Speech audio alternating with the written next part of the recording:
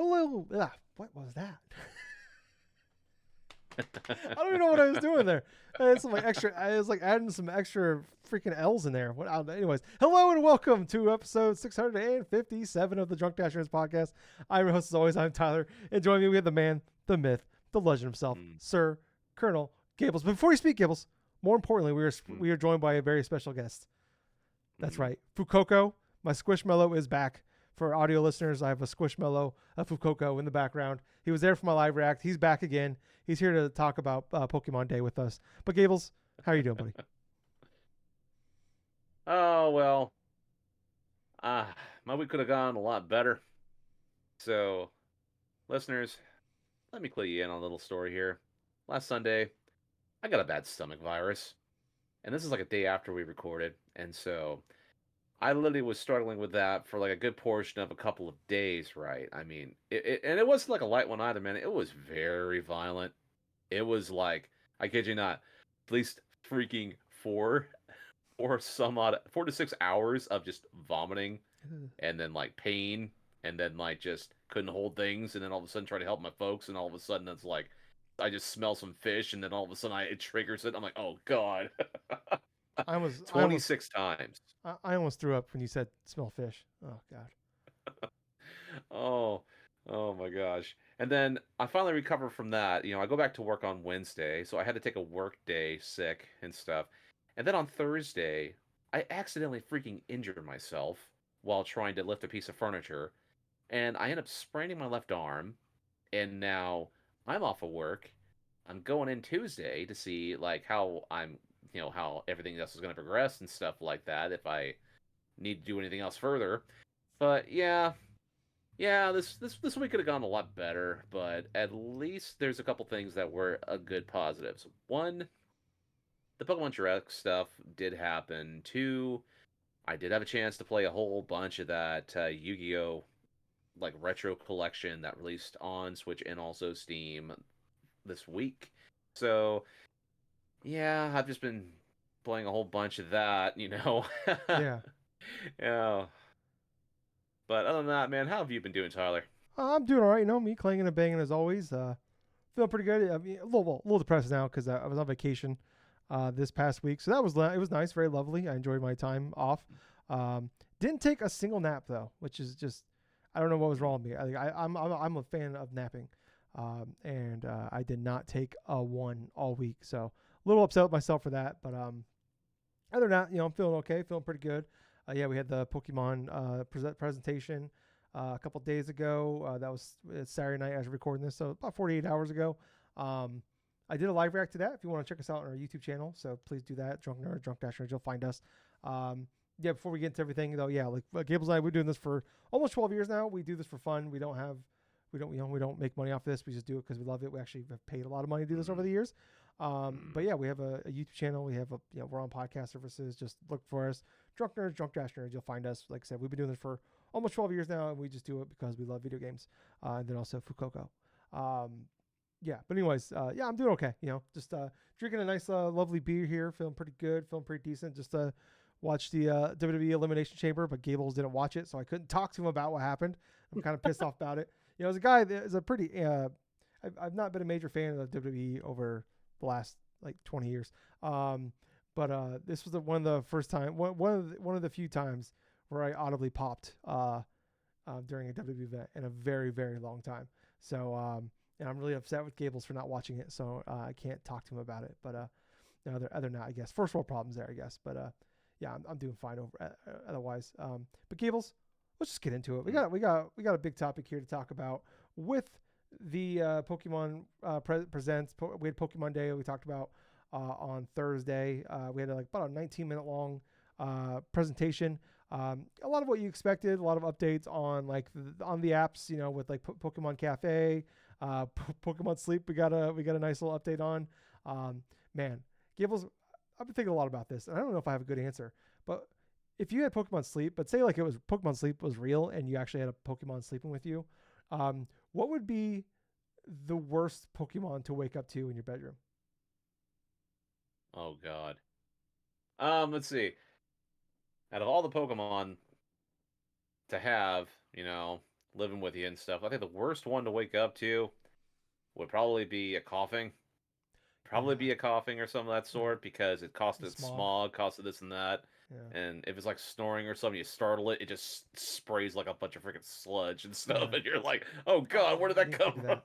that. Yeah. I had a couple of mine. There's gloom, just because it always has that weird liquid coming out of its face. It looks like splooge. Um, so there's that one, and then there's like I was thinking about like electrode because you talk about you scare him, he might actually self destruct. No, I wouldn't. I One definitely wouldn't bed survive it. fart away from explosion. Yeah, yeah. You talk about smelling fish, but he'd be triggered by smelling a fish too. Um, so yeah, I was also thinking, but maybe the worst one is because of the allegations that could happen. But the original Jinx, the one in blackface, that would be pretty bad.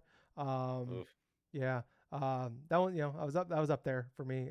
I think that's like my top three though, of like ones I'd least want to wake up to. Number one though, of the one I'd want to wake up to, it's the one that's an ice cream cone because I would definitely eat it. Well, it probably wouldn't be enjoyable for the Pokemon to be feasted No, upon yeah, while but you're. I'm the one sleeping and eating it, so yeah. Maybe, but I don't know. Maybe it's into it. I don't know if I can know. Maybe it's into people eating it. Yeah, Oh, yeah. There's a joke I well. could make there, Gables, but I'm not going to go there. But I mean, Gables, if you had to pick one, number one you most like to wake up to, tell me why it's Electrobuzz. Of all the Pokemon Electabuzz, Yeah, oh my God, I don't want any hairy fucking arms or something in the bed next to me, dude. yeah, uh, but nah. You ever like a Pokemon or something like that waking up next to you or something? It'd probably be like a Pikachu.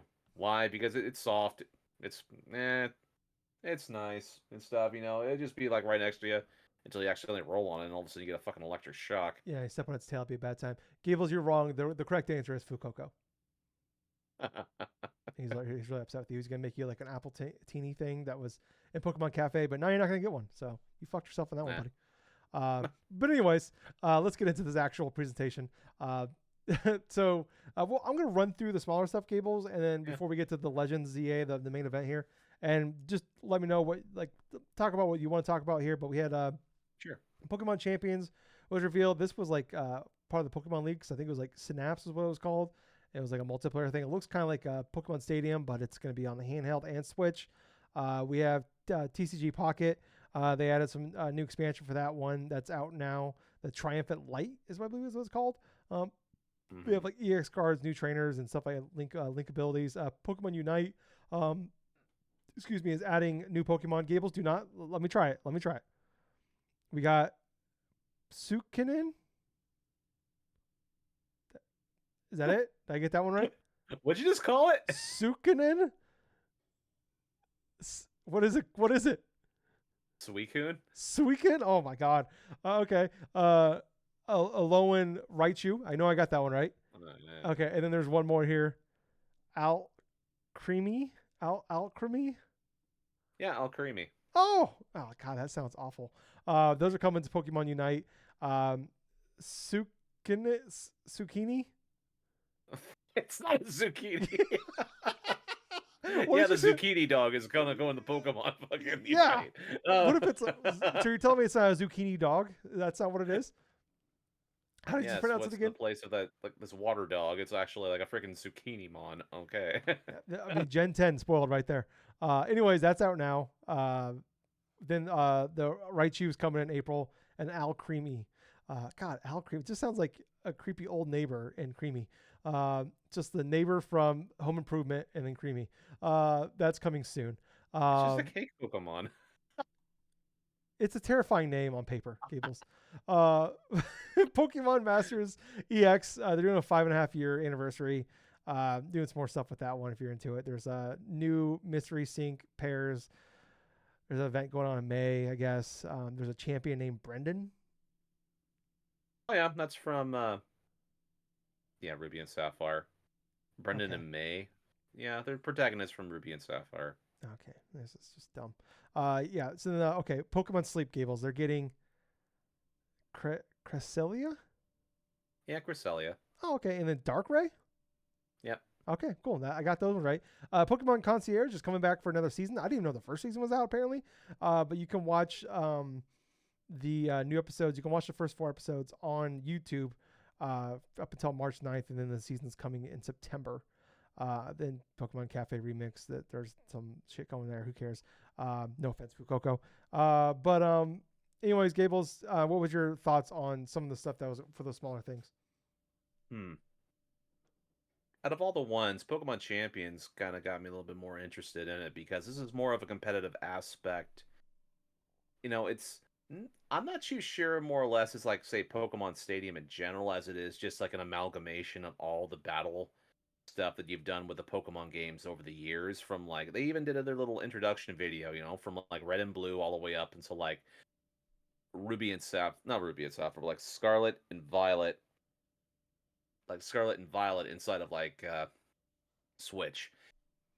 It just kind of feels like to me this has the potential of like potentially being like where Pokemon may go for like just competitive stuff. You know how they do their tournaments, they do their own championship stuff. This could be possibly something to go along the lines of say like with Pokemon Showdown, which Pokemon Showdown is like one of those websites that was user created and stuff to where you can Oh simulate a yeah, whole bunch of different Pokemon battles by putting together your own team. It's structured through different cups, through different like tiers from like Gen 1 all the way up to like current generation and stuff. So you can create your different teams, you can do these different types of like experiments and stuff and do how you want and play against other people how you want. And that Nintendo is constantly looking at everything on the internet in terms of anything in their IP, and Pokemon is no exception. So I bet they've looked at that over the years, like, oh wow, it's like this is simple and easy and it gets a lot of people together. Well, what if we did something like that? And then this is probably their answer to that, I'm guessing. mm. But that's like one aspect of it. But we didn't see any type of major gameplay or any other type of major features, only that it's in development. I do like that it coincides like the Switch family of systems and like obviously for phones and stuff for iOS, for Android or whatever. But you think about it this way, from a competitive standpoint, it makes more sense to have something as a standalone thing, for competitive stuff. Because look at it this way, the Pokemon games in mind through every generation so far have had the competitive thing put in mind first, and try to implement a lot of these different gimmicks, a lot of these different types of things for like the main game. So, for example, with red, blue, gold, and silver and stuff, it's just basically okay, you're doing the whole 1v1 stuff. You got all your different Pokemon, all these different move sets from like Gen 1 to Gen 2 and this and that. But then the gimmicks start happening, like the double battles in 3, there were the triple battles rotation stuff, the weird stuff for like black and white and all these other types of stuff, the mega evolutions and X and Y.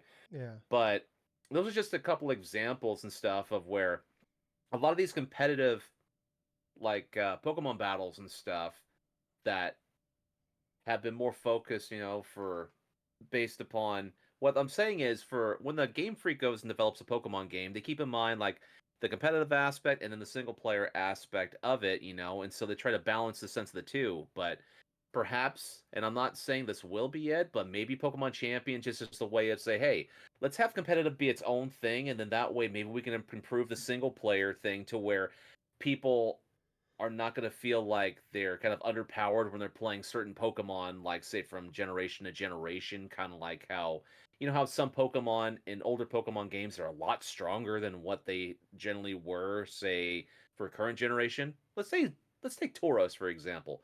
Tauros in Generation One, that was a great Pokemon because you could use all these like these big old attacks and stuff like that, and it was very used like almost like a Switch Army knife in terms of like competitive aspect of it, but it was remotely a powerful Pokemon you can use in the main game, and it would get you all through your journey. But for Scarlet and Violet, I mean, it does have different other types of forms, like a Water Tauros, like a Fire Tauros, or whatever the hell it is. But yet, the mainline Tauros and stuff is not even anywhere close to where it once was. And for fans, say like of the original Tauros and stuff like that, it's like, well, it'd be fun if I could just blaze through with just like Tauros and like have all these broken moves and have all these different things, because when you're thinking of from the eyes of like a person that just doesn't even give a shit about battles whatsoever, like for the competitive stuff, and you just want to have a single player. point of view, you kind of want that more focused, in terms of it being just fun. You want to have a lot of fun while you're playing a Pokemon game without worrying about a lot of complicated stuff. But what I'm saying is, if Pokemon Champions ends up being like just the Pokemon Company, like Nintendo's answer to just doing the battle stuff here, and then for say for the next mainline Pokemon games, like just having a bunch of single player fun here, I mean, that would ultimately would be an interesting thing to see. But at this point in time, I am interested in seeing what Pokemon Champions becomes, but it's still fairly early. It's still fairly early, but we'll know fairly soon, hopefully. Yeah. Um, yeah, like I mean, like it definitely looks like Pokemon Stadium. I think like Pokemon Stadium 3 might be exciting to some, but I don't think it would be exciting the most, maybe because like I don't know, those games were not really all that great. It is cool though. You can use like Pokemon. Is it Bank or Home now? Is it Home? It's Home, right? Pokemon Home, you can actually Yeah. transfer a bunch. You can actually transfer some bit of Pokemon to Pokemon Home, but I know they've already said, like, in terms of like things, only certain Pokemon will be transferred from Pokemon Home to Pokemon Champions. So it could be like one of those things where maybe for a season you could only use a select group of Pokemon for that initial season, and then once that's done, you get to switch them out for like another set of Pokemon and another Yeah. set for that. Yeah, well, it being free to like most likely looking like free to play here, so I'm assuming they'll probably just like have a base amount at the beginning and then add Pokemon throughout. It's just another arm that they can have of income coming in. But I don't know. I guess I'm not like super excited for it. Just because like I said, like to me like the battling aspect isn't the most fun part of the Pokemon games. Especially if it's just gonna kind of be like what we expect of them. It's just kind of like turn based. You got 4 moves, stuff like that. They did show in a teaser though there is like 2v2 battling, at least in the little bit we got of like the CGI stuff we got. But I don't know. Like I mean, it's gonna be incredibly successful. I'm not arguing that. Hmm. But yeah, like to me like the I think for a lot of people and for me like the most fun part about Pokemon is everything else, and then like the catching the Yeah. Pokemon and then raising them and getting the levels up obviously is like what the fun part of that is. And I mean it is cool to like the fact to be able to um you know transfer Pokemon from home over and stuff like that. We want Pokemon Go and everything too. They did mention though like if you're gonna be playing this on Switch, you will have to have Pokemon Home, and you'll have to have Pokemon, or you'll have to have Pokemon Home. Then you have to have NSO, and then you have to have a Switch. So it will be a little more expensive to if you're looking at wanting to play this thing. Maybe it's gonna be a better phone game than it's gonna be a console game, just because if you don't already have those things, you'll be fine, I guess. But it is if you're just like hey, I want to play this on my Switch or whatever. Like, yeah, it's gonna that part might make it a little more uh, you know costly, I guess. But I don't know. It was definitely like the second biggest news to drop out of this thing was Pokemon Champions. I will say I about freaked out in the live react because they went through like the whole like timeline of like Pokemon, and like they showed like the Uh-huh. Game Boy, and I was like oh my god, they're doing it, like they're finally bringing it to NSO, and I was so excited, and I'm like oh god, these fucking assholes. Yeah, so that was I disappointing. know Yet what they're another doing. year of yeah. All right, before we get into Legends Gables, I just gotta talk about it here. I gotta rant for a minute. Every Pokemon Day. I complain about this multiple years in a row now. After Pokemon Day, after watching this, I get all the nostalgia. Like I love Pokemon for the nostalgia. Like I'm not like I don't get crazy into like the meta of the game. I don't care about like I just want to like use the Pokemon that I like. I want to use Fuecoco. I want to use I want to use my Charmanders. I was a Gen 1 and 2 boy. I want to use the ones I like, the Pokemon I like and stuff like that. I don't care about like the competitive edge and all that. Like that's just not my bag. I play it purely because it just makes me feel happy. Well, yeah, I want it to make me feel happy. And every year they play the music that just brings you back to like 1998. Playing on my Game Boy Color, Gen 1 and stuff like that. And every year after Pokemon Day, all I want to do is play fucking Pokemon. And again, Hmm. not like but I want to go back and play like Gen 1, Gen 2, because then especially because like they are like they know it hits nostalgia because they focus like a lot of their focus is on like black and white stuff, and it's like or it's on Yep. Gen 3. Like they heavily focus on those early generations because they know there's still a large audience there, but they will not. There is no way on modern technology that I can just play these things. Like I can't play these on Switch. I cannot give them No. money. It's not an NSO, and it is baffling to me that we're here. Where like I think they're probably at that point in time there are probably more people that want to go play Pokemon than ever. And they know that because they put a bunch of new merchandising out. They do a Pokemon sale, like all the Pokemon games are on sale, like the Switch ones. But it's like, okay, I played those ones recently. I want to go back and want to play like all I want to do is fucking play like Fire Red and Soul Silver. That's what I want to do. Or even just the Gen 1, like base Gen 1, Gen 2. And I can't do it. And it's just like all I wanted to do on Thursday after watching that and just being filled with nostalgia is fucking play goddamn like Fire Red or fucking Soul Silver or whatever. I want to go back and play those games, and I can't. Instead, what I did was I played fucking Yu-Gi-Oh all day on fucking Pokemon Day because I couldn't play fucking goddamn Pokemon games. Like I like fucking Konami is doing a better job with farming nostalgia than this goddamn company is with the video game side of things. It just drove me nuts. And I know people are like, well, next year's the 30th anniversary. They can do it then. Motherfucker, the 25th anniversary was 4 years ago. They didn't do it then either. So I don't know why they're going to do it differently on the 30th. I don't know. It just drove me nuts. It drives me nuts. But all right, rant over. Gills, let's get into Pokemon Legends ZA though here. Okay.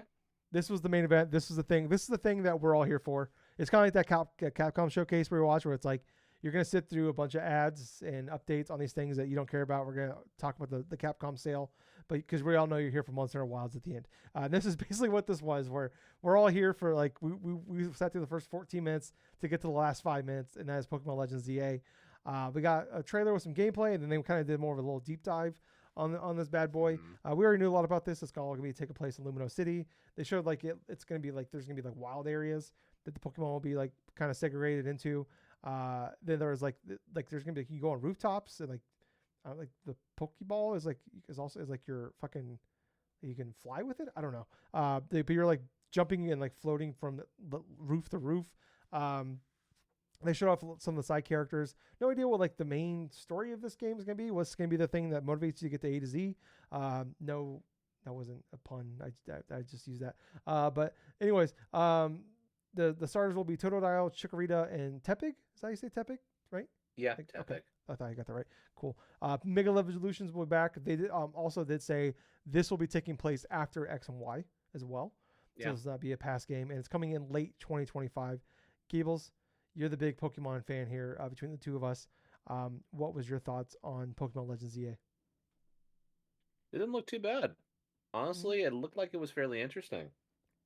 I am kind of interested in terms of why we have a selection of starters. So, like we do have, you have two Johto, and then you have one black and white starter.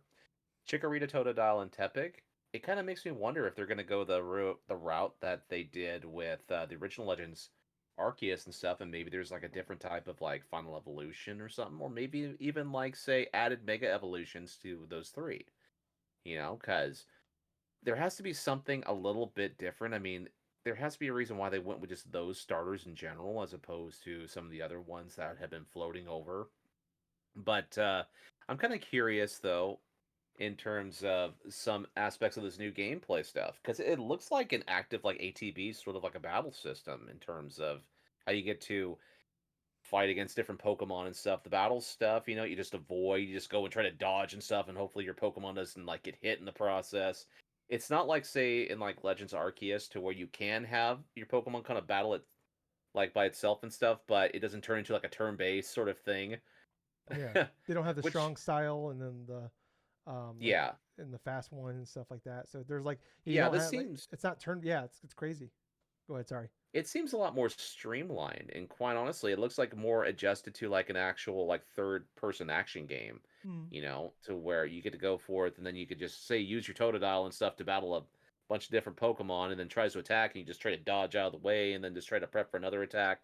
It's more of like a battle of positioning and then it is actual like turn-based stuff that we know about, but there are some familiar characters I did see. Obviously, AZ is the big ol' one that I was referring to because he was in the first X and Y games and stuff. He was like one of those dudes that was trying to look for his Floette.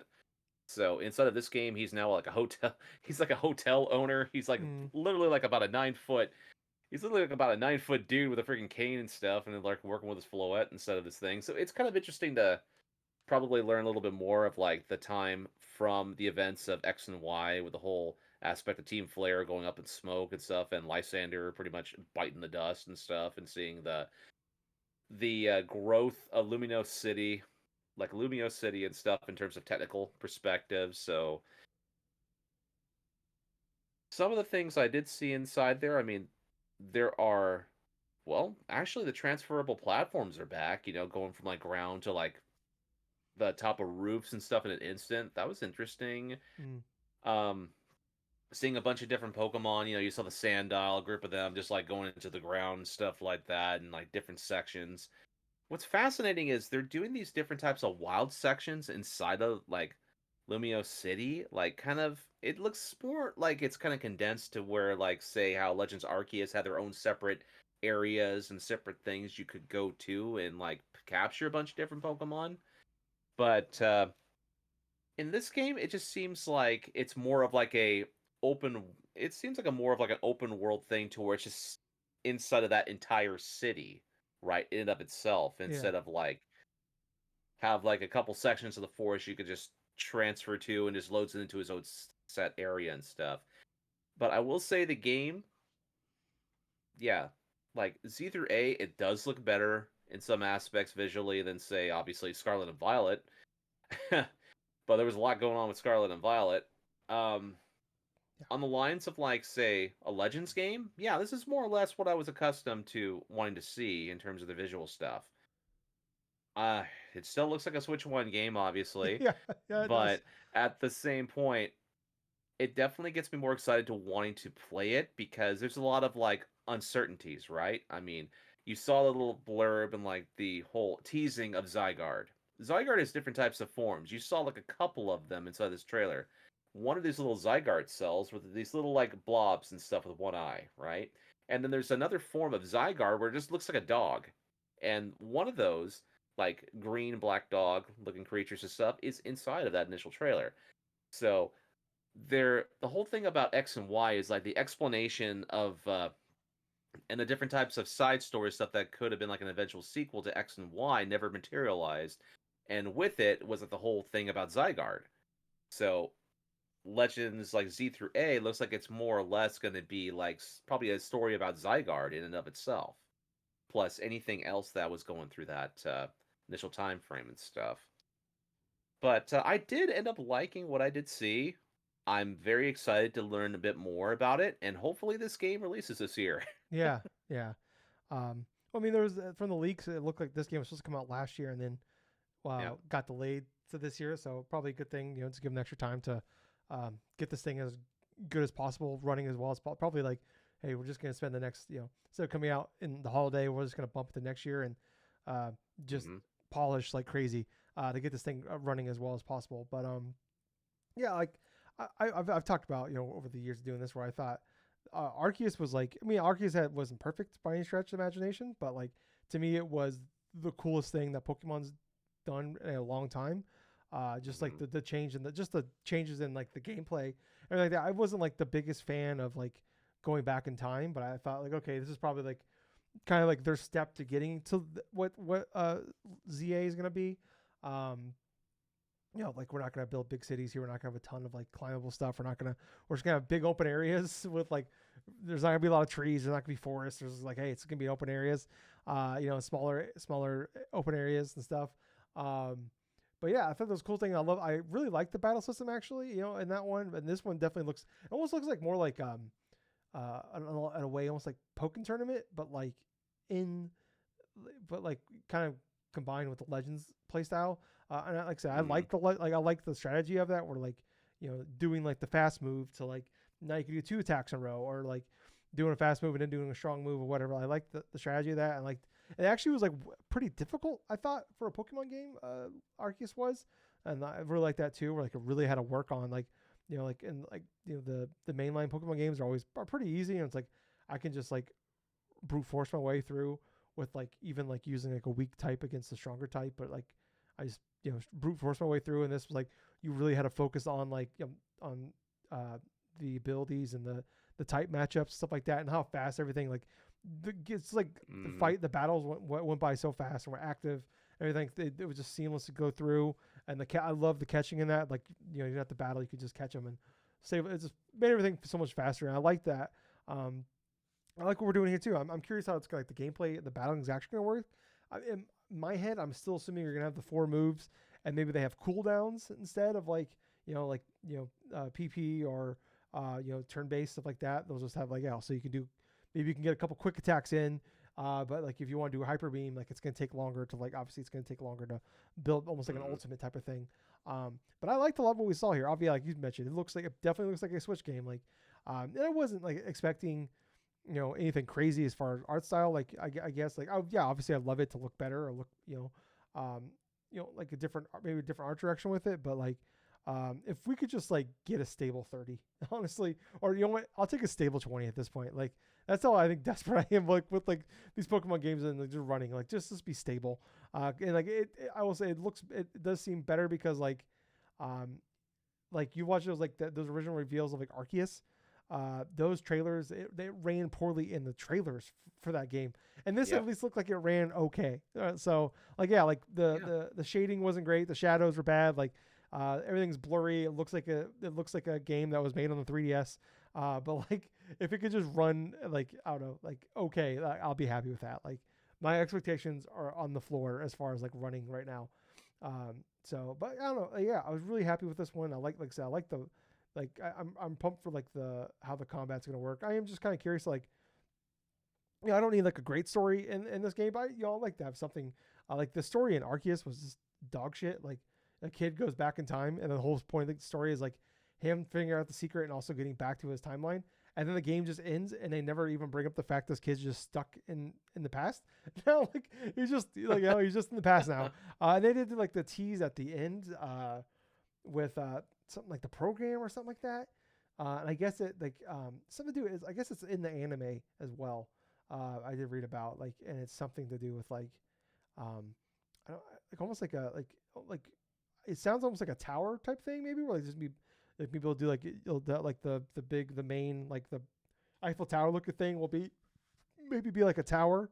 You can like battle your way up towards. So maybe I don't know, maybe that's part of the story or maybe that's like a side thing that's coming. But I don't know. I'm really excited for this one. Part of me is like happy. Like it's definitely like I want to play this one as soon as possible. But I'm happy that it looks like this will be coming out after the Switch 2 is out. So that gives me hope that either there's gonna be a Switch 2 version or maybe at the very least it'll be like, hey, this thing will run better. Kind of like how like PS4 games will run better on your PS5. If it could just have that, that'd be nice. And like maybe like it'll just it's kind of or like when they got the new 3DS XL, like the games just ran better on the new 3DS XL compared to the base 3DS. Yeah, pretty much. So I'm hoping for something like that at the very least. But like it'd be great if there was actually a Switch 2 version as well. And it's just like, hey, this one's built for the Switch 2. But yeah, I was pretty happy with it. I am interested though, like, like I don't know, part of me like I didn't play Black and White, so I was kind of a couple of years in a row now. I've been like looking forward to like the Black and White games being put out as like the remakes, and obviously like and it's weird because this year they even had like Black and White like stuff happening like tie-ins with the apps and stuff like that. So like it made seem like the Black and White's gonna happen, and once again like it's just weird this whole thing of like we just like totally skipped over that generation. And like I'm like, is it gonna happen? And like I do wonder though, like instead of like maybe like Legends will be like for the Pokemon company, the main studio, like Pokemon, the Pokemon they'll be the mainline ones, and then in between the mainline ones we'll get Legends, and then maybe like we have like Ilka that made those shitty Gen 4 remakes a few years ago. Maybe that's gonna be the future of the Pokemon game remakes is like the Ilka will make it, which I think Ilka is making the Champions game, so maybe they're busy with that. I don't know. Like I still like the remakes to happen because I like like I talk about I play these a lot for nostalgia, so if I can have those little nostalgia fixes in that as well, that'd be great. So I would definitely like to see like remakes eventually, like modern day remakes of like Gen 2 or something. But I don't know. I'm kind of curious. Gables, what's your thoughts, potential on like the Black and White remakes not happening or at least not being announced? I think in terms of like a Black and White remake, I mean, it's not impossible that Game Freak may decide to go back to that initial well and stuff. But yeah, I did find it that it's odd that we skipped over that generation and stuff, and like right from Gen 4 all the way up to Gen 6 with like a different game. But I wouldn't rule out the fact that we may like eventually see like a remake or like a remaster of some of like Black and White. but it's just something that we're gonna have to wait longer down the pipeline for. Yeah. I think when it eventually does come out and stuff, I know people are probably going to be super excited to play it. I mean, myself included, because that generation of Pokemon games was responsible for not only evolving the competitive play to like a different type of level, but the game in of itself was good quality in terms of its story, in terms of like making you feel like you were playing like a brand new Pokemon game for the first time without having to resort to older Pokemon to help you like build your team or something. It just started you entirely fresh with like 100 and some odd new Pokemon that you never had a chance to play or experience before. And I really loved it in terms of what it did bring to the table during that time. But yeah, sooner or later, I hope that we see like remakes of Black and White. Yeah. Yeah, and it's weird. Yeah, I think this is like only the second time in the last like 15 or 16 years where we didn't have a Pokemon game in 2024. So I think it's like Yeah, 2015, 2024, we didn't get a remake or a new one. So I don't know. I'm curious. I'm wondering if maybe that's like the 2027 game is Black and White, and then 2026 is probably the Gen 10 game. So, but let's move on, Gables, to the next topic here. Um, we have we kind of talk about we kind of went like deep into this a couple weeks ago, but obviously we talked about like the Wonder Woman game getting essentially rebooted. Like there was like Jason Schreier had that big report about like everything that's going wrong with WB Games for like over a decade now. Of they David Haddad, I believe is how I say his name, like took over a decade ago, and it just like not making decisions. Like Monolith spent like we saw after they put out they were forced to put in like all those microtransactions in Shadow of War that pissed a lot of people off. They took them out like 6 months later, but the damage was already kind of done. And then they spent 3 years in pre-production and like prototyping a game that like David Haddad was never gonna greenlight, but he kept telling them to like just keep going.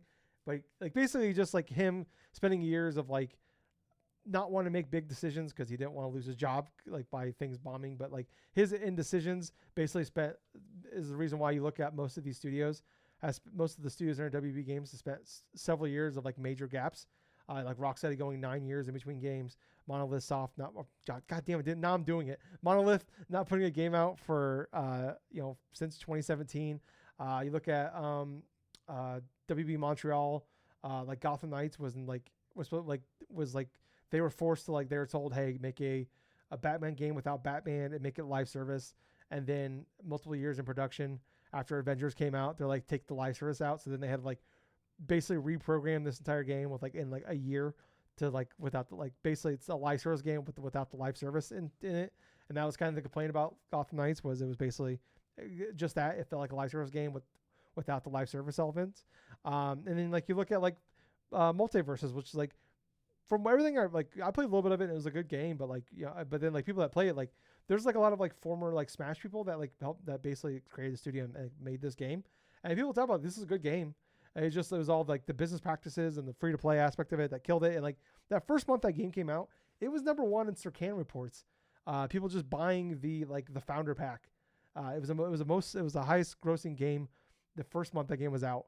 And then like 6 months later they went away for over a year. And then they came back, and it kind of was good for. It was like did fine for a month, and then they announced they're like shutting it down like a few weeks ago. They literally bought the studio in July, and then just closed it. Now they're closing them. So 7 months after they bought them, they closed them.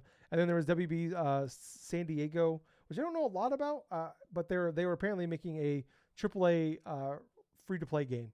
So and then they got shut down as well. So yeah, that's basically everything that's been going on Gables. And obviously, Wonder Woman is canceled. What was kind of hearing about this? Like, what was your thoughts? What was your reaction? Well, kind of a bit of a shock and stuff like that because you had multiple different companies from WB that just went through and were shut down in just one day. Monolith Productions being one of them, which obviously, the Shadow of War, like the Shadow of like Mordor. Mordor and stuff like that. That whole Nemesis system now is entirely locked down by WB without any type of like seeing anything of that sort ever again, unless they decide to license something out. But yeah, as far as like other types of games, I mean, they were responsible for like the Condemned series and stuff like that. I First game was mean, awesome. yeah, unlike other stuff, I mean, their back catalog stretched like about 30 years, Mm-hmm. for the games that they did help develop and make and stuff like that. But yeah, it's mostly of shock and also of like just disappointment because if all of these mismanagements didn't happen, I mean, they would have been in a lot better of a place in terms of what they could have produced and then also what they could have done. I mean, hell, the Wonder Woman game probably wouldn't be canceled if they made better choices in terms of like what their initial vision was with that stuff. But yeah, it's not surprising to see these initial companies shut down because WB has struggled mightily over the past, well, God, 15 or so years and Yeah. stuff, off and Going back to on the through AOL whatever. time merger. Yeah. Yep, it's been stretching back from that long, and now it just feels like a lot of the reckoning stuff for like WB games because they're really focused upon just a couple of core franchises now. It's like Mortal Kombat, DC, even though they canceled the DC game, like Game Yeah. of Thrones, and like, yeah, just Harry stuff Potter. like that's, and like Harry Potter, obviously, Harry Yeah. Potter. But yeah, I don't know what else I can really touch upon that hasn't been really touched upon, but it's just sad. You see a whole bunch of different like games that people loved and enjoyed just simultaneously, just companies just wiped out 30 years worth of history, 30 years worth of like fun and stuff that some people have had, over the years. But yeah, it's really sad to see the multiverses like developer just get shut down. And like you said, man, they weren't even owned by OWB for that long, and they end up getting like dragged down with an initial black hole that is the WB games and like WB in general. Yeah. But Yeah. Yeah.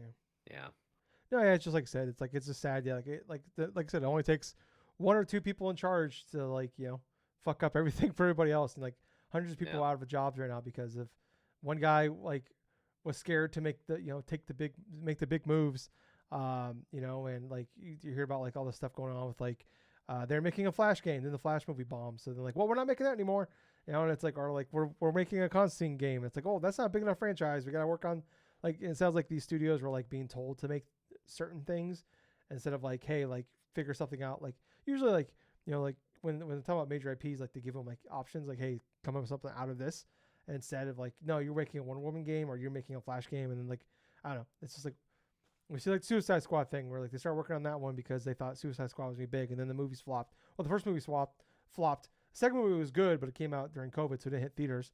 And then like obviously that game was not great. That was a WB Force thing of make it a live service. Obviously, Gotham Knights being what it was, that was a live service game that was turned into what it was. Yeah, just like these people did not have a chance. It's like you're handed chicken shit and then you're told to make chicken salad out of it. There's only so much you can only spice it up so much. So yeah, it sucks. Like I said, one guy was too scared to make major moves because he didn't want to lose his big cushy job making his millions of dollars a year. So he just kind of sunk this for everybody else while and then he gets his golden parachute on the way out. So I don't know. It's just sad, but it's just like when you heard the news and you read about everything that was going on, it's just like we see how gaming's been going for the last couple of years now. Where I don't know. I hate to say like wasn't surprised, but I mean I wasn't really surprised by it. Like it's definitely like it was a gut punch. It was heartbreaking to hear. You feel bad for all these developers that like I said, like Gables mentioned, 3 decades. A lot of people maybe that weren't there for 3 decades, but still, like, just all the history, all the like the I love the Fear games on the original on the 360 days playing. I played through all of those and loved those. Condemned was I believe it was a 360 launch game, and I remember like when I bought my 360, I got Condemned, and I believe that it's like '07 was like the two games I got with it, and I love Condemned. I remember my best friend Justin, like I told him to play it, and he played it, and he loved it too. I never played the second one though. But yeah, it's just sad and just disappointing that like you said like not really much fault of their own, just kind of like I said they're kind of doomed to fail. But let's move on to the last topic here. Fable has been officially delayed to next year to 2026. And I don't know, not really too much to say on this one. I mean, it's just kind of like you kind of hear a lot of like rumors and stuff like that about like kind of like what Xbox has on the horizon this year coming on. Like we already have. I mean, they've got a pretty stacked first half of the year. There's the Oblivion remake that's apparently supposed to be coming sometime this year. There's a couple other games that was the Gears might be coming this year as well. I'm doubting that one, but there's a chance that's coming. And they had a couple other ones that are being rumored to potentially come this year. So like they have a pretty stacked year. And on top of that, you're talking about possibly a Switch 2 and then a GTA 6 in the holiday season. So maybe it's just like kind of almost like maybe if that game was ready, we obviously don't know if it was delayed because it needed more time or delayed to like let's just get away from all of this. But it's probably not the worst thing. Where like Avowed came out in middle of February, and it kind of it kind of sucked a little bit where they were surrounded by a couple other big games as well, like the Yakuza Pirate game, and then Monster Hunter Wilds is out now. So, but it's still like instead of like battling against a lot of bigger game, a lot of big RPGs and stuff like that in the fall and the holiday season. They had its own timeline in in February at least. So, and then I gave that studio an extra 5 months to actually keep working on the game and fine tune a little bit as well. So, I'm hoping that's if that's the case, that's great too. And coming out, maybe it comes out and obviously they didn't set a timeline for it. They said 2026, but assuming that game is maybe now it's a spring game or something like that. Like, hey, gives them extra 3 to 6 months to work on this thing and get it better. And like they showed they had a little bit of alpha footage that came out for it. It looks pretty cool.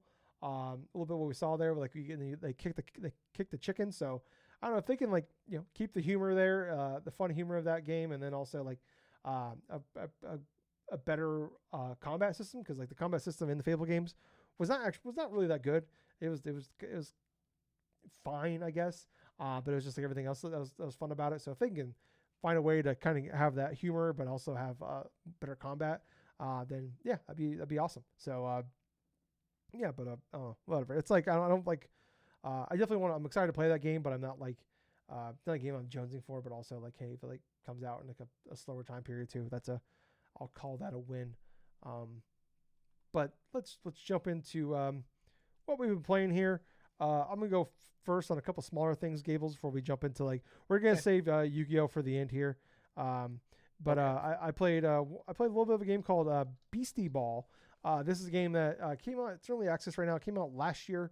I got a code for this one. I got thank you, Keymailer, and the publishing of the developers for this for giving me the code for this one. So this code was provided for me. I did not pay for this game, but it is a game that is in early access right now. The best way it's basically Pokemon, but volleyball. And okay, it's I started playing this one. I got the code a couple weeks ago, and I kind of got I got the code right around the same time like Avowed came out. I was playing so Avowed got took to me, and I started playing this one a couple days ago, and I'm like it was kind of scratching a little bit of that Pokemon itch I was looking for, where it is like you have these little creatures like they're beasties, and they play volleyball for you, and it's kind of like almost like oh god, what's that movie? What they gotta save the town hall or whatever. I can't remember what movie that is from the 80s. But or the dance hall or whatever. Patrick Swayze's in it, I'm pretty sure. I can't remember. Footloose. Yeah, no, maybe it's Footloose. I can't remember. Anyway, it's been a long time since seen the movie. Anyways, Dirty Dancing. I think that's what it is. Thank you. Yes. I kept thinking of that episode of South Park where they go to Aspen, and it's basically a spoof of that movie, but it's them skiing instead. Anyways, never mind, I'm not gonna go there. But anyways, Beastieball. This is like a really cool game. Like I said, it's early access. But it's like I said, it's like a Pokemon but volleyball. But it's also basically they're like in a habitat and stuff like that. Like they have this habitat, and you have a little town. But then these basically the construction people are coming through, and they're gonna destroy their habitat because your Beastieball team isn't very good. So they kind of take over.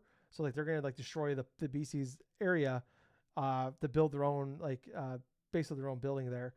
So then you go your assistant coach.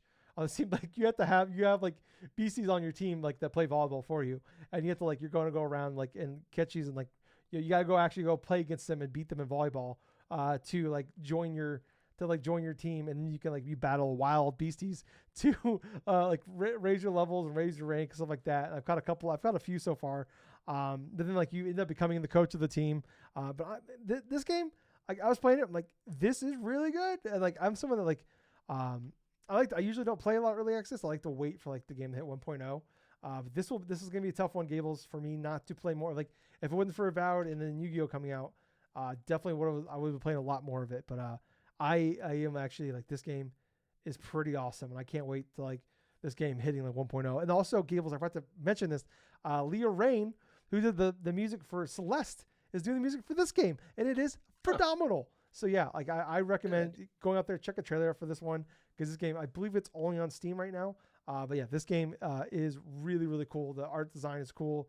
The BCs are cool. And like like I said, it's like it's got some of that little Pokemon aspect to it, but you're playing the volleyball is pretty fun as well. So like I was like just going around just like grinding and shit. I'm just like I don't know what's gonna happen when this game goes on. Like is my save gonna be wiped or how's this gonna work out? But like I was having a great time with it. So I highly recommend this game. Check it out. Or at least at the very least, go out check a trailer out, because this game, like I said, is very cool. Once again, code provided for me as well in this one. Last but not least, before we jump into Yu-Gi-Oh! Gables, I did play and finish up Avowed. I spent a lot of time on it the last couple weeks. I beat it and everything like that. Still loved it. Continue to love it. There was actually like a fourth open area, and I will say, and I did like I didn't do all the side quests, but I did all the side quests I found. I did everything I did. I found I 100%ed all the maps though, as far as like finding all the fast travels, the beacons, and like all the like caches and stuff like that. I did almost everything. I did. I finished up like all the like major quests in the game, like side quests, stuff like that, and continued to love it. I had a great time with it. Like I loved how like the area, like the worlds are not gigantic, so you're not overwhelmed by how like the size of these games are. But there's so much stuff packed into them that I was never bored. And like there's always like piece of candy over here. You just go walk over and you go, just like constantly like finding candy and like constantly things to do. Constantly like a lot of verticality and like caves you can find too, where it's not just like a flat surfaces. Like a lot of like you can climb things to find like items or better weapons or chests, stuff like that. But like I end up loving the game. Like the story is like I'm not gonna sit there and like say the story is like holy shit, it's amazing. But like I thought, like I said, I thought it was good enough to like keep me playing and keep me interested. I thought your characters you add throughout the game were really awesome. I love them. Kai definitely like was by far the best character, because he's basically just Gareth in Avowed, which was awesome. I love the combat was phenomenal. I like kept like finding like new different weapons, and like I ended up sticking like I found like a really cool like combat system of like I had like I maxed out my like I had a sword that did fire damage. I found a pistol that did so I can dual wield my pistol that did electric damage, and like so it would build up and you do more damage over time. And then I found like a ring that I attached onto me that did critical hits, did poison damage. So like I was doing all this, so like I was like just wearing out like enemies like crazy, and I have found this really good system of like just taking out people's like fucking health bar like super fast just by building up all these things. And then like the gun, you can like when you like if you hold the trigger down, you can like build up, do like one big shot, and like when you do that, like it'll highlight the weak points on the enemies. So just doing that, doing more electric damage, and then doing poison damage on top of it. Like I was a fucking killing machine on these things. I was going through like I did all the bounties in the game and stuff like that, and like I was going just like destroying these bounties just because of like my system I had going out. And this game was I thought this game was awesome. I loved it. So that's pretty much all I've been playing. Gables, is there anything else you want to jump into before we get to Yu-Gi-Oh? I did want to touch upon like the game that was provided the code to like Monstroscopy and stuff, that fighting Okay. game. I did have a chance to play a little bit more of this game. I think I played like about close to around 2 hours of it in general. The fighting game in and of itself it's not too bad. The gameplay isn't so bad and stuff. I mean, definitely the look of the game itself is probably the biggest like drawing factor, because it's more of like a noir sort of like monster movie type of feel and stuff. Like you have different types of characters. You got like a Batgirl, you got like a samurai, you got like just characters of that sort. So it's like a mix and match of different types of characters. The fighting style is rather simplistic, and stuff. You got like normal attacks, and you got like these special attacks and this and that. But playing through the arcade mode is like this Batgirl and stuff like that, and try to do all these different types of like trying to play the game in of itself. It just did not really click with me like I thought it was going to. And I think that's part of the long lines of like the AI itself alongside of like the controls. I didn't feel like were fairly fleshed out. I know for a fact that it does have like other types of they have other types of like modes to where you can practice certain combos and do like combo challenges or this or that. But I just could not say wrap my head around it as much as I thought I would. And this is someone that's played fighting games for a long time. So you think, okay, well, it's just a two-button system and stuff. It's like it's really simplistic, but yet the latency of like certain hits and stuff didn't really register for me as all that well.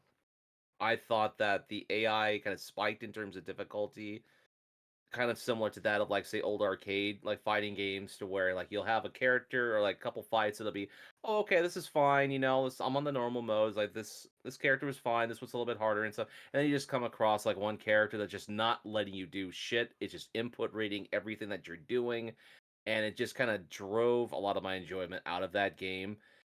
But for what it was and stuff, I thought it was like an okay like fighting game, but unfortunately, Mostroscopy just doesn't really resonate as well as say like some other like fighting games that I could spend my time and attention to. Like, for example, if I really wanted to play like a two-button fighting game or something of that sort, or even like something simplistic like that, I would just either play something, I don't know, like say I could play a little bit more like the original Smash Brothers or like of like Street Fighter or Tekken or whatever. Or even if I wanted to, I could probably invest in some of the other like kind of indie fighting games, like say like Dive Kick.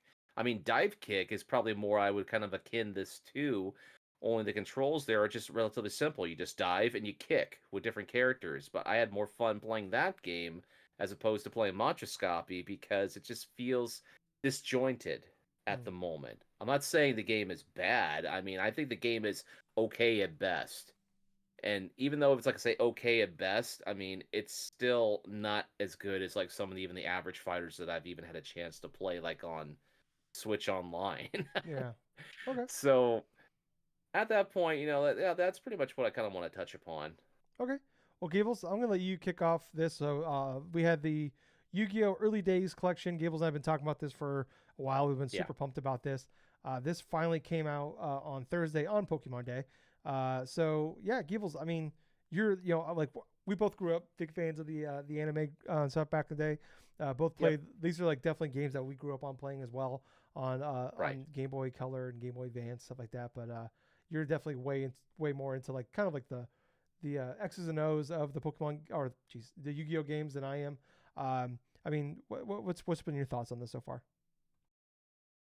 From this early days collection, I've been really enjoying the aspect of just going back in time and like playing games that I did not have a chance to play back when, only because they weren't released in America. We really didn't get like a Yu-Gi-Oh game until like the Game Boy Color here in the States. And so a lot of those early games we didn't even see foot in the state, in the United States in general. When it came to my initial time, I decided just to go way back, just play the original Duel Monsters and then Duel Monsters 2. So here's the thing. For some of these early Yu-Gi-Oh games, they're not more or less focused upon like just like the card game as we know it, with like say monster cards, like spell cards, trap cards, or any type of like sort of structure. For Duel Monsters, it's more akin of the whole structure of this game is you face off against specific trainers 5 times. You have to beat them 5 times each in order to advance to like another subsection of like a map, right? So the first page you're met with Yugi, Tristan, Joey, and Bakura, and you have to try to beat them in order like 5 times apiece to get into the next structure, which is Duelist Kingdom. So in order to do that, though, you have to use the deck that the game is providing you in order to try to beat them. And on top of that, each time you win a match, you're rewarded with one card. Oh, Now, here's the thing. In the entirety of this Yu-Gi-Oh game for the original Duel Monsters, there's like about 300 and like 70 something cards.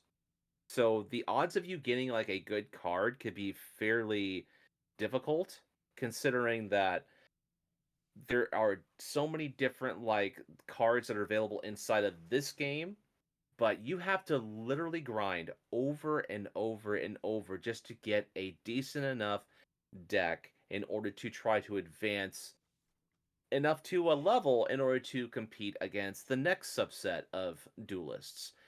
So what I ended up finding out, and the thing about it is, I wanted to go into Duel Monsters first and foremost without having to use a lot of the enhancements first to see how it felt like.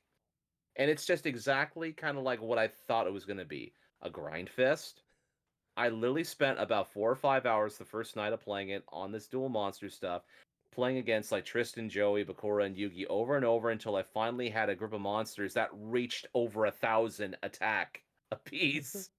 And then I had like the one card in Raigeki, and I managed to get a Dark Hole, and those are monster removal cards. In early Yu-Gi-Oh, having good monster removal cards would be a huge advantage because you can just get rid of a whole row of monsters and just easily overwhelm your opponent and beat stick type of format. So for Duel Monsters, it took until like about I went to the Duelist Kingdom and I tried to beat a lot of these different trainers, like say with Mokuba, with say like Mai, or with Weevil, or with Retroraptor and stuff like that. Beating these trainers, I did them all so far with that deck. It wasn't until I started going into like say facing off against Kaiba or facing off against like the ventriloquist and stuff that all of this started to become increasingly repetitive, daunting, and at that same point, it's like, what am I actually doing here? It's like there's a reason why, and this is the first flaw in this entire early collection stuff. When it comes to the original games, especially the early original games, you cannot play these you cannot play these and enjoy these games without these enhancements being on.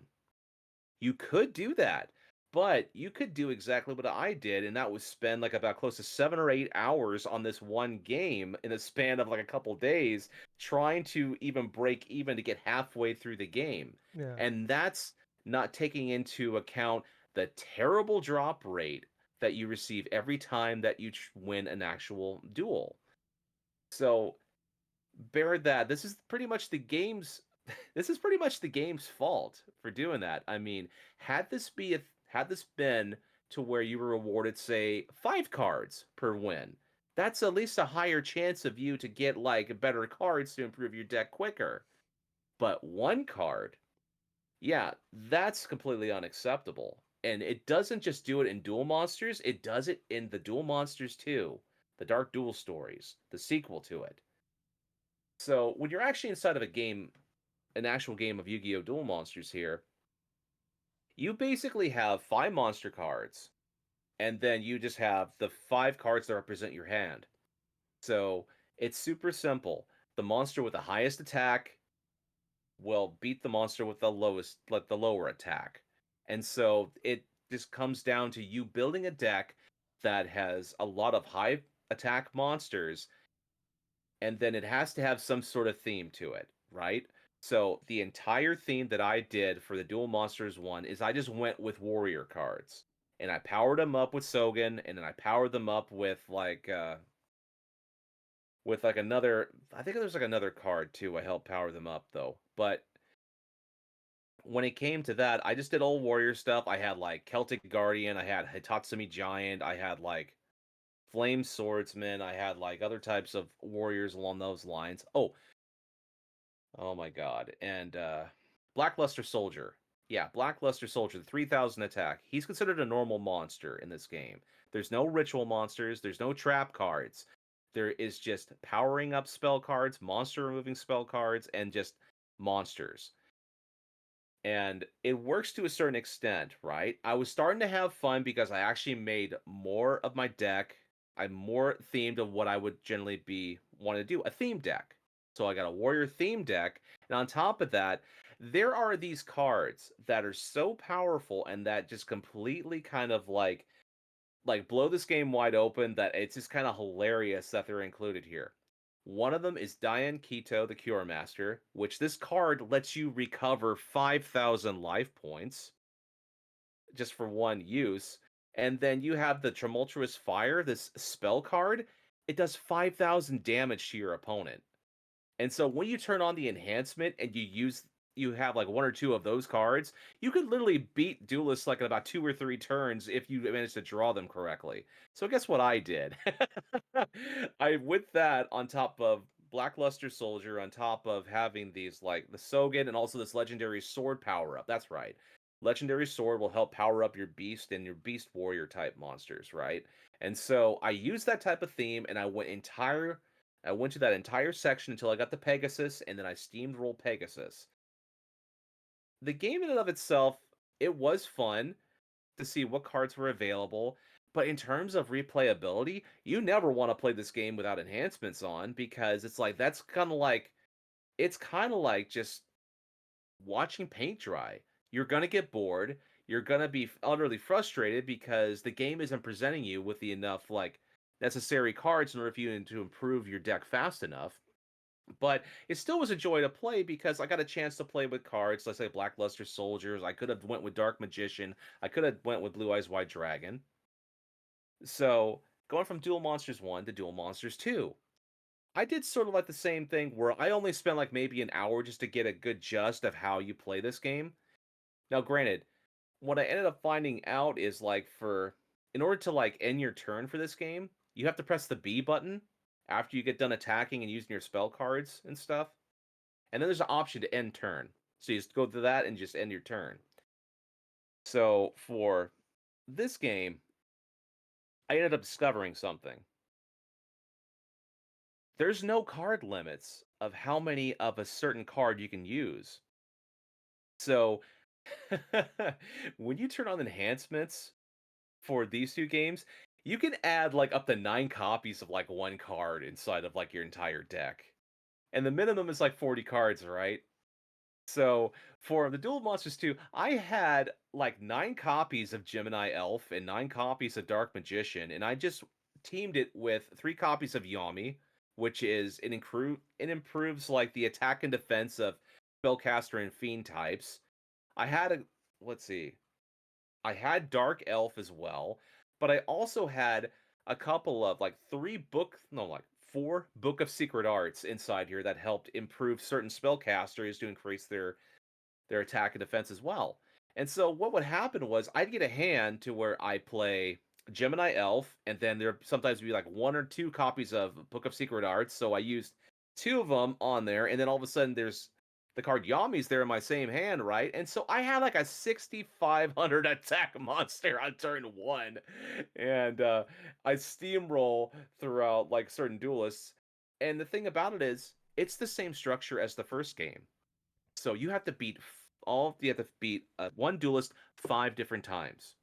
So you had like the classic characters like say Joey, Bakura, Tristan, Yugi.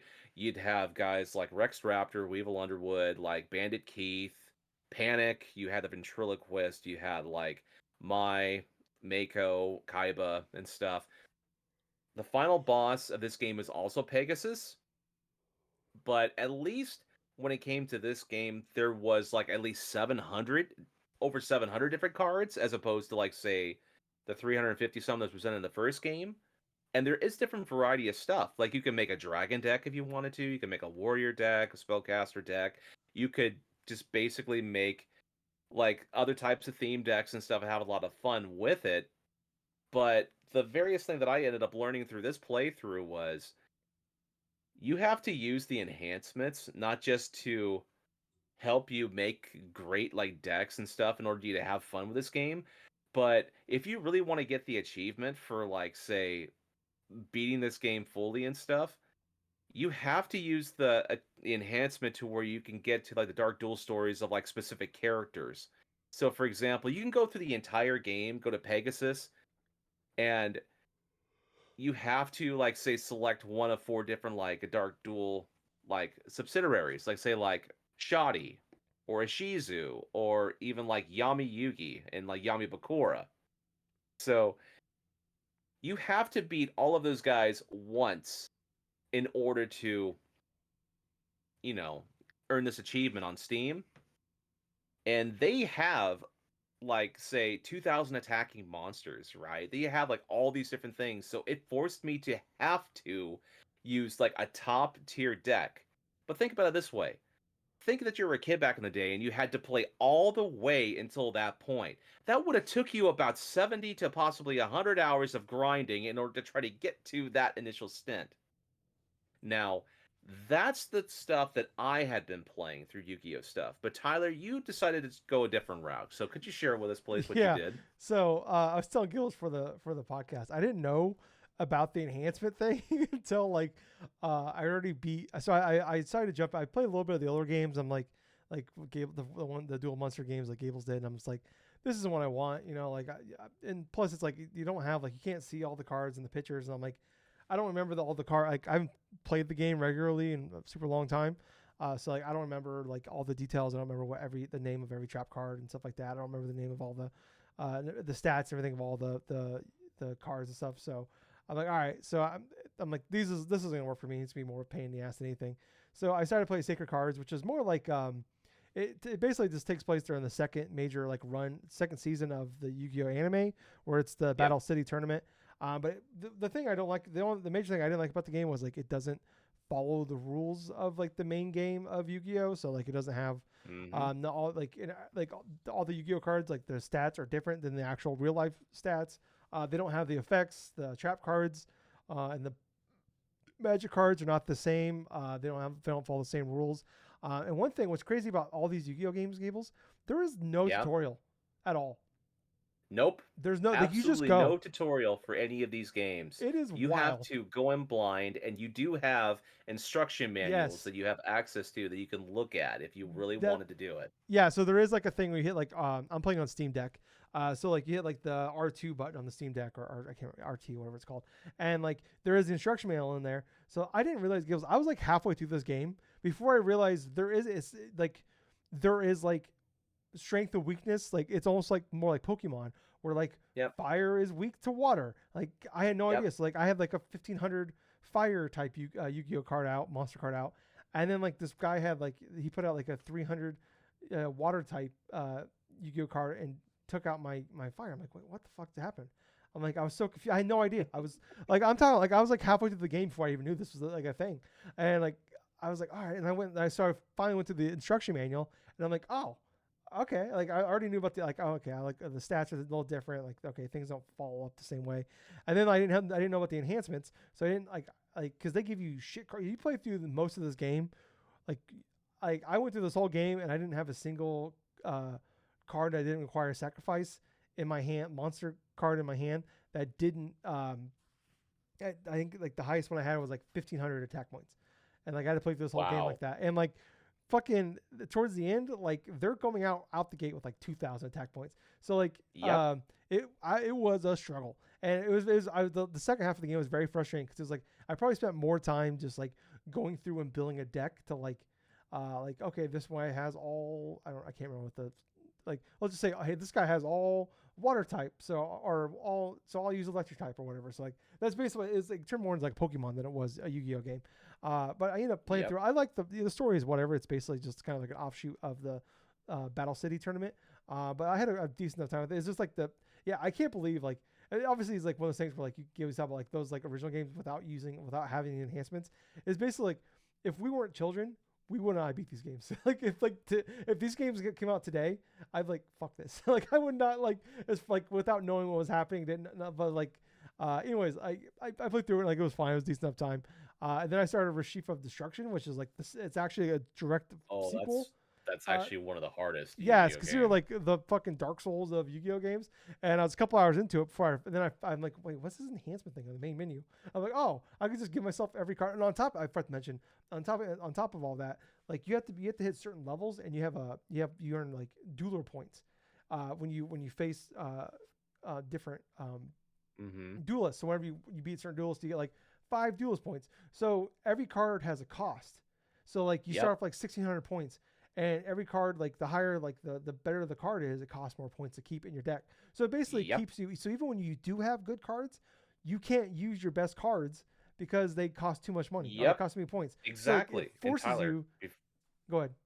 before I go on, that was actually something that popped up in Duel Monsters 2, Oh, the game that I did last play. There was a deck capacity. So here's the thing. The first card they end up winning was Dark Magician. right? Just sort of random chance and stuff for one of the winnings. Obviously, the winnings, one card apiece through beating each duelist. But because of this deck capacity, Dark Magician costs like over 40 something points, and I could not put it into my deck without having to take out like about 5 or 10 different cards Yeah, because it would accumulate to that initial thing. That means I could not play without having to grind and get incremental like yeah. duelist points. Yeah, and that's what. Yeah, like when you fight like and you beat like the kind of like the bosses of like the main characters of the game, you got like 30 points. But then if you Yep, fought like this like the generic NPC characters, you got 5 points. But like yep, a card with like a base card that doesn't require a sacrifice uh, monster card is like 230 points. You know, yep, and it's just like okay, so I'd have to like fight the same guy like 20 times to even be able to add this yep, one card to my deck. So like it was very frustrating from like I cannot believe like this like this is like this game exists. Like why who thought this was a dude, good idea? dude. Tyler, I understand your pain, and there's part of the reason why, like back when and stuff, when I was in high school, I played through both of those games. Yeah, Sacred me Cards, too. Sheep of Destruction. I beat both of them too. And that's part of the thing. One of the first things I realizing as a teenager, finding out the exact same things you did, and I had to grind on the beginning duelist for like, kid you not, for like at least a couple of hours just to accumulate something in order to get like some decent cards Yeah. in order to Well, exchange so I can actually get better cards in my deck. and like you can go to the card shop and you can buy like they have like every card you can buy and they're not like Yep. you earn money like crazy. So like, I went to the card shop and I bought one of every single card in the game. Early like fairly early on in the game, I had one of every single card in my trunk Hmm. to use, but I couldn't use 90% of them. Like I couldn't use any of the good ones really because of like the cost thing. So it's very frustrating. Yep. But yeah, like I don't know, like I don't know if I'm gonna beat Rishi for Destruction because I don't know if I want to go through that process. Like I'm a couple hours in, I could probably just like if I restarted it because once you like start a save, you cannot put the enhancements into that save file. You have to start a new save file. So Actually, no, not that's something I actually debunked when I first started playing like Dual Monsters 2. You could initially do a save point, but if you started like the game fresh, if you have like a continue option, it actually would continue on with like your current initial save, I think, and then all of a sudden all these enhancements would just pop up. okay, well, Retrieve for Destruction that is not the case because I added the enhancements and then I went Okay, into my save and they weren't there. So I'd have to restart, okay. which I might just do and then just restart because like it's like I said, I spent a couple hours, but I could probably get through this game in like 20 minutes because I like with if I just build my deck with like all the Now you best see, cards. those are the two games that I know I'm not even going to try. I'm going to have enhancements on from the get go because I've already spent the time and wasted as a teenager beating Yeah, those two cards the classic way, and I think I'd yeah, much rather do it the enhancement yeah, way at this yeah. point. I mean, I beat both these games. I know I beat Sacred Cards probably a dozen fucking times. So and like I don't remember about I know Retrieve for Destruction. I probably beat a few times at least, but yeah, I'm more excited honestly to go play like the ones after that because like those are like up until that point like every Yu-Gi-Oh game had like different rules that didn't actually follow the main rules of the game. Yep. But like after that, like all of them follow like the actual like base game and like the stats and everything like that. Or up to that point, are like actually like actually like the real game or the real brick and mortar game. So like I'm more excited Oh, to check out the other ones. I just play I was playing these more for nostalgia than anything, just because I had such a good time with them as a kid. But like yeah, I cannot believe I all I like gotta this game. say, dude. All I gotta say is wait until you get the Seventh Trials of Glory and stuff in their freaking ban list.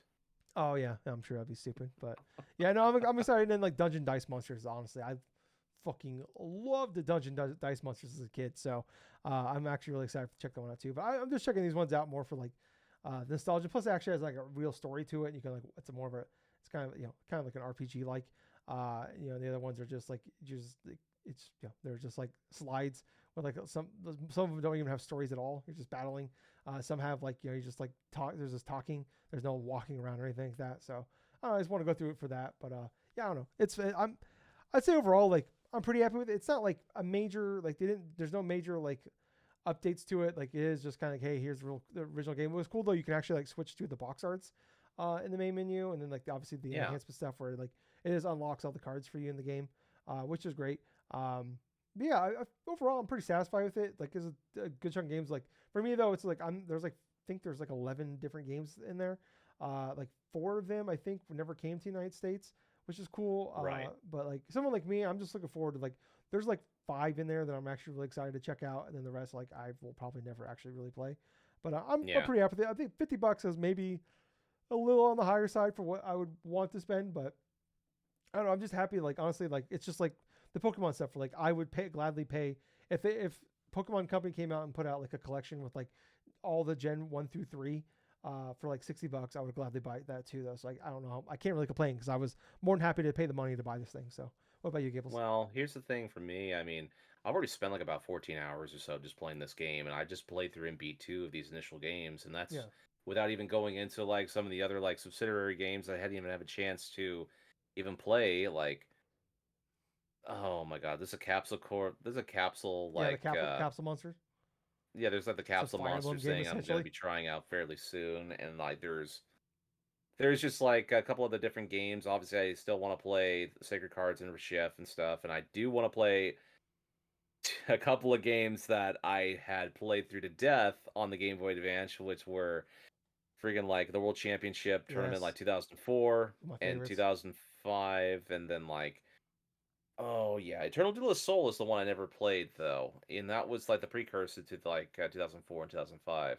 Yeah. What's hilarious, I think what's hilarious though is like at one point I had played through and beaten like 2004 so many different times and stuff like that that I literally like I traded it for something and I forgot exactly what I traded it for, but it let's just say that it was just kind of hilarious that I got initially what I got way back when as a teenager, even though I just played it. It just didn't have any interest anymore inside of it. Mm-hmm. But now I'm kind of curious to get back to Yeah. Is it. Nightmare Troubadour in this game?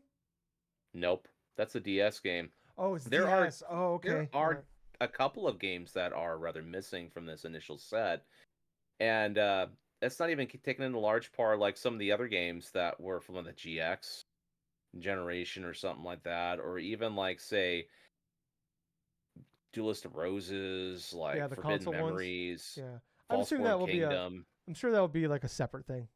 I don't know if I have zero interest playing Yeah, I Frostborn Kingdom. guarantee those are going to be separate things. And even if they're separate things, I would definitely play them if they have the enhancements. I mean, I wouldn't Frostbound Kingdom. I don't think you could like. It's like, hey, we're gonna waterboard you, or you're gonna play Frostbound Kingdom. I'll probably just choose the waterboarding, honestly. I beat those games multiple times on GameCube, but they're not good games. So yeah, I don't know. Forbidden Memories, I'd actually check out with the enhancements, because that game was like fucking ungodly hard and like ridiculous back in the day. Yeah. So like that game was only beatable with the Game Shark. So I would be excited to play that one, but like yeah, for the most part, like most of the games I want to play are on this collection, so I'm pretty happy with it. But Hmm. yeah. Anyways, though, I think that's gonna. Gables, anything you want to say actually before we get out of here? Um, no, I think that was pretty much it. All right, man. All right, well, I think that's gonna wrap it up for us, guys. If you guys like what we do, like what we're doing, please hit the like button, subscribe to us, please. Follow us. We're on everything: Apple Podcasts, Spotify, YouTube is probably the best place to check us out on. We're getting really close to 500 subscribers. So it'd be great if you can help us out over there. Drunk Nerds, Drunk-Nerds. You'll find us there. But I was your host. I was Tyler. I have been Colonel Gables. Until next time, everyone, thank you for listening for another fun-filled episode to the Drunk-Nerds podcast. Hey, Gables. Yeah. Time to duel. Oh, yeah, it's time to duel. That was actually really good. Bye, guys. See ya.